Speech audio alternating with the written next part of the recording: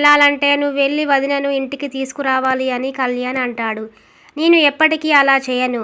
తను తప్పు చేసిందని ఫీల్ అయింది కాబట్టే వెళ్ళిపోయింది. తప్పును నిలదీసే మనిషి ఎందుకు పారిపోయింది అని రాజు అంటాడు. వదిన పారిపోలేదు. భర్తగా నువ్వు నిలబడాల్సిన విధంగా, నమ్మాల్సిన విధంగా నమ్మలేదు కాబట్టి మనసు విరిగిపోయి వెళ్ళిపోయింది. శ్రీ మహాలక్ష్మి వైకుంఠాన్ని వదిలి వెళ్తే వైకుంఠమే చీకటైపోయింది. శ్రీ మహావిష్ణువే ఒంటరైపోయాడు. మనమెంత అన్నయ్య అని కళ్యాణ్ అంటాడు. తన ఉనికికే భంగం కలిగితే అస్తిత్వానికి ఆటంకం కలిగిందే. ఏ స్త్రీ ఉండలేదు, అందుకే వెళ్ళిపోయింది. అది గుర్తుపెట్టుకో అన్నయ్య. అయితే నువ్వు వదినను తీసుకురావా అని కళ్యాణ్ అంటాడు. నేను వెళ్ళమనలేదు, రమ్మనలేను. నేను ఏ తప్పు చేయలేదు. తీసుకొచ్చే ప్రసక్తే లేదు అని రాజ్ తెగేసి చెప్తాడు. ఇంత బండరాయిలా ఎలా మారావు అన్నయ్య? ఏదో ఒక రోజు నిజం తెలుస్తుంది. అప్పుడే నీకు వదిన విలువ తెలుస్తుంది. ఆ రోజు నువ్వు చాలా బాధపడతావు. నీ తప్పుకు సరిదిద్దుకునే అవకాశం కూడా ఉండకపోవచ్చు అని కళ్యాణ్ అంటాడు. ఆ రోజు ఏ రోజు రాదని రాజు అంటే, అది నీ భ్రమ అన్నయ్య. నేను వెళ్తున్నాను, గుర్తుపెట్టుకో అని కళ్యాణ్ వెళ్ళబోతూ ఉంటాడు. పరాయింటి నుంచి వచ్చిన ఆడదాన్ని బాగా అర్థం చేసుకున్నావు. మరి ఈ కన్నతల్లి మనసు అర్థం చేసుకోకుండా అలాగే వెళ్ళిపోతున్నావు అని ధాన్యలక్ష్మి అంటుంది. వదిన ఇల్లు వదిలిపోవడంలో నీ పాత్ర ఎంత అని అడుగుతాడు కళ్యాణ్. దాంతో అంతా షాక్ అవుతారు. కళ్యాణ్ వెళ్ళిపోతాడు. అప్పుడు స్వప్న చప్పట్లు కొడుతుంది. ఇంతసేపు అంతా మౌనంగా ఉన్నారు. కళ్యాణ్ మాట్లాడిన ఒక్కో మాటకు సమాధానం చెప్పలేకపోయారు. నువ్వు పంతం వదులుకున్నావని అనుకున్నాం రాజ్, కానీ కావ్యనే వదులుకుంటావని అనుకోలేదు. నీకు మనస్సాక్షి, అంతరాత్మ ఉంటే కళ్యాణ్ అడిగే ప్రశ్నలకు నీ దగ్గర సమాధానం ఉండేది. నేను వెళ్ళిపోయాను అని అంటే అర్థం ఉంది. కావ్య వెళ్ళిపోయిందంటే ఎన్ని అనర్థాలకు మూలం అవుతుందో మీ అమ్మగారు తిరిగి ఇంటికి వచ్చిన రోజే నీకు అర్థం అవుతుందని స్వప్న చెప్పి వెళ్ళిపోతుంది. మరోవైపు అనుకున్నది సక్సెస్ అయిందని రుద్రాని, రాహుల్ సంతోషంగా డ్యాన్స్ చేస్తూ ఉంటారు.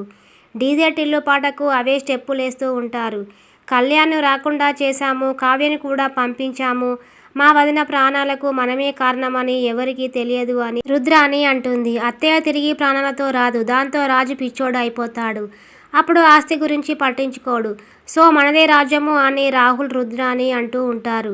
ఇంతలో స్వప్న అక్కడికి వస్తుంది. మనదే రాజ్యం అని రాహుల్ అంటూ స్వప్నను చూసి షాక్ అవుతాడు. ఇది వినేసిందా అని రాహుల్ అంటే, వింటే ఇది ఊరుకుంటుందా, మీదకు వచ్చేది కదా అని రుద్రాని అంటుంది. బాగా చిందులేస్తున్నారు, బాగా తాగినట్లు ఉన్నారు. తల్లి కొడుకులు కలిసి చిందులేస్తున్నారు. అంత పెద్ద గొడవ అయింది. అపర్ణ అత్త హాస్పిటల్లో ఉన్నారు. అదేం పట్టించుకోకుండా ఉన్నారు. కొంచెమైనా సిగ్గు లేదా మీకు? మనుషుల్లా ప్రవర్తించండి ఛీ అని స్వప్న వెళ్ళిపోతుంది. మళ్ళీ తిరిగి వచ్చి, అవును మా చెల్లెలు వెళ్ళిపోయింది, అపర్ణ అత్త హాస్పిటల్లో ఉంటే మీరు పార్టీ చేసుకుంటున్నారేంటి? ఆ రెండు జరగడంలో మీ హస్తం ఏమైనా ఉందా అని డౌట్గా స్వప్న అడుగుతుంది. అలాంటిదేమీ లేదు. లాఫింగ్ గ్యాస్ ఎఫెక్ట్ వారం ఉంటుందట. ఆపుకున్నా నవ్వు వస్తుందని రుద్రాని అంటుంది. నా చెల్లెలు వెళ్ళిపోవడానికి కారణం మీరే అని తెలియాలి. అప్పుడు మీ తల్లి కొడుకులకు ఇత్తడి అవుతుంది అని స్వప్న వెళ్ళిపోతుంది.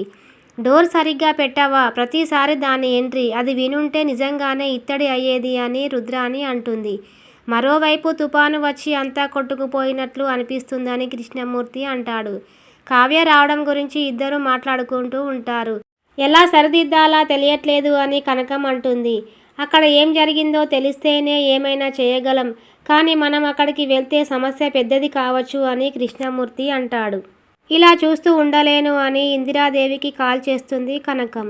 మీరు చేసింది న్యాయమేనా అని అడిగితే ఏం చెప్పను బావా అని ఇందిరాదేవి అంటే, తప్పు చేస్తే తలవంచక తప్పదు అని సీతారామయ్య అంటాడు. ఇందిరాదేవి కాల్ లిఫ్ట్ చేయగానే కనకం నమస్కారం అంటుంది.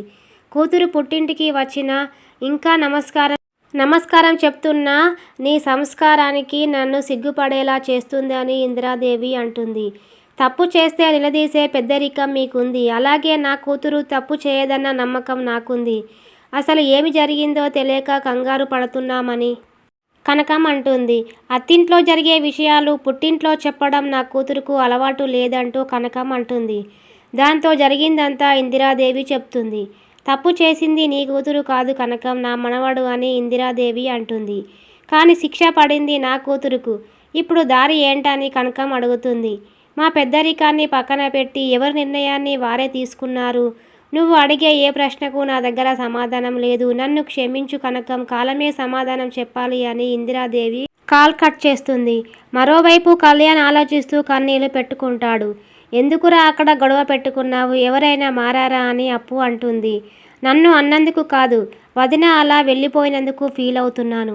తిరుగు వదినని ఇంటికి ఎలా తీసుకువెళ్ళాలో తెలియట్లేదు. వాళ్ళ గురించి తెలిసే నిన్ను బయటకు తీసుకువచ్చాను. వదినకు ఎలా నచ్చజెప్పాలి? అన్నయ్య రాయిలా ఉన్నాడు, తను వెళ్ళి వదినను తీసుకురాడు అని కళ్యాణ్ అంటాడు. బావ వెళ్ళినా కూడా మా అక్క కన్విన్స్ అవుతుందని అనుకోవట్లేదు. తను తప్పు చేయదు, చేసిన తప్పుకు ఊరుకోదు అని అప్పు అంటుంది. అలా అయితే ఎలా? ఇద్దరు విడిపోవాల్సి వస్తుందని, ఈ విషయంలో మనమే ఏదో ఒకటి చెయ్యాలని కళ్యాణ్ అంటాడు. మరోవైపు అపర్ణ దగ్గర రాజు ఉంటాడు. పుట్టింట్లో కావ్య ఆలోచిస్తూ ఉంటుంది. అంతా బాధపడుతూ కనిపిస్తారు. రుద్రాని, రాహుల్ సంతోషంగా ఉంటారు. బ్యాక్గ్రౌండ్లో ఓ పాట ప్లే అవుతుంది. రోజులు గడుస్తూ ఉంటాయి. కట్ చేస్తే రాజుతో ఇందిరాదేవి మాట్లాడుతుంది. మీ అమ్మ కోమా నుంచి ఎప్పుడు బయటపడుతుందో తెలియదు. మీ తాతయ్య కుమిలిపోతున్నాడు. ఇవన్నీ చూడటానికారా మేము బతికున్నాము? అపర్ణకు ఇలా జరగడం విధి, కావ్య కారణం కాదు. నిందలు వేసి వెళ్ళేలా చేశావు. నీ కోపాలు తాపాలు అన్నీ నీ భార్య భరించింది. నువ్వు మాత్రము ఈ ఒక్క పొరపాటు క్షమించలేవా? ఒక వారసుడు ఇంట్లో నుంచి వెళ్ళిపోయాడు. మహాలక్ష్మి లాంటి పెద్ద కోడలు ఆస్పత్రిలో ఉంది. మరో వారసుడు కాపురం ముక్కలు చేసుకోవాలనుకుంటున్నాడు అని ఇందిరాదేవి అంటుంది. మా అమ్మకు ఇలా జరగడానికి కారణమైన దాన్ని నేను తీసుకురాను, వస్తే ఊరుకోను అని రాజు అంటాడు. మరోవైపు ఆయన మనసులో నాకు స్థానం దొరకలేదు, అలాంటప్పుడు నేను అక్కడ ఉండి ప్రయోజనం ఏంటి? ఒంటరిగా జీవించాలని నిర్ణయించుకున్నాను అని అప్పుతో కావ్య అంటుంది. తర్వాత కోమా నుంచి బయటకు వచ్చిన అపర్ణ కావ్య ఎక్కడా అని అడుగుతుంది. రాజు దాంతో షాక్ అవుతాడు. మా వీడియో కనుక మీకు నచ్చినట్లయితే మా ఛానల్ని సబ్స్క్రైబ్ చేసి పక్కనే ఉన్న బెల్ గంటను కొట్టడం మాత్రం మర్చిపోకండి.